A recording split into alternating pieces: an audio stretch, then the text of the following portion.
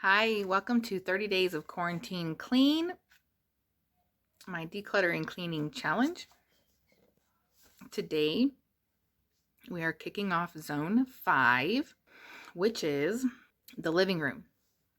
Now, when I first started the Fly Lady system and I saw that zone 5 was the living room, I thought it was maybe not quite a great idea because sometimes, if you remember, zone 1 and zone 5 are short weeks of the month because sometimes there's only 1 or 2 or 3 days starting the calendar month in a week, starting the calendar month. So if like the week starts on, if the month starts on a Thursday or a Friday, you only have 1 or 2 days in zone 1.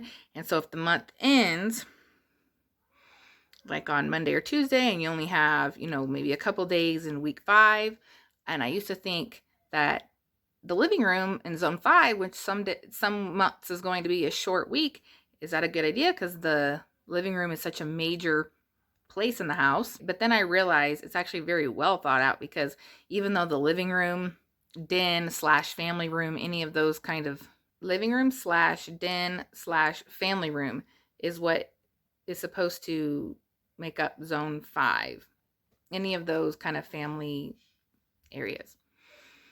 And even though it's a major room in the house that gets a lot of use, there's no cooking and, making a mess of food and dishes and laundry, like in the bedrooms and bathrooms and things like that. So really the living room gets a little bit cluttered, especially in a family with several children. There's toys and there's some items that kind of get brought out, but really that is actually probably the quickest and easiest room to whip up and tidy up and declutter, because we don't have a lot of things being stored in there really, except for our main family bookcase is in there.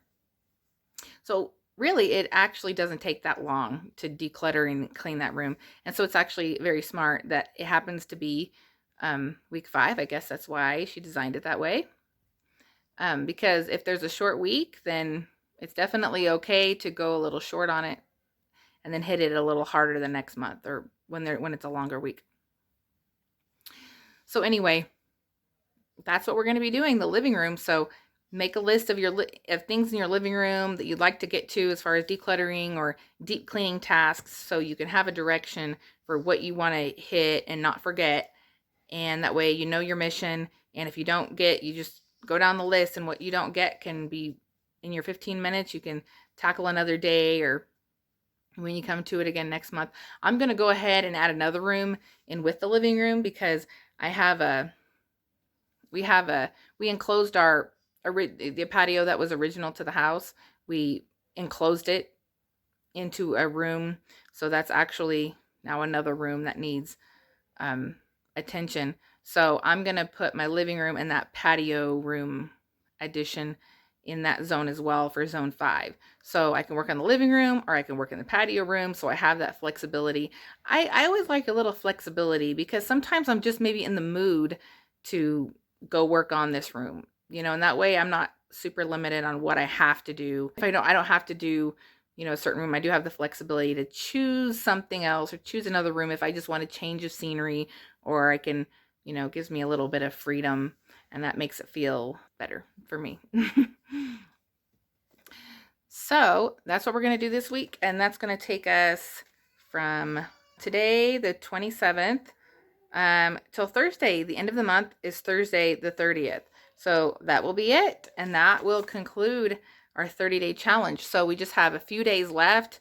Hang in there, stay strong. And if you're just finding these videos recently, that's okay. You can just jump in wherever you're at. So anyway, it's the living room, family room, den, declutter and clean. Set your timers for 15 minutes. Do what you can. Good luck, and thank you for watching. And I hope that you will stay tuned, because I have a lot of busy mom menu ideas that I'm going to be posting, things that I've figured out how to throw together really fast, not just somewhat fast, but like ridiculously fast meals that are not junk food for my kids. And I'm going to have some just other tips and tricks as they come along, money saving ideas for eating out with kids. And so anyway, thank you for watching, and I will see you later.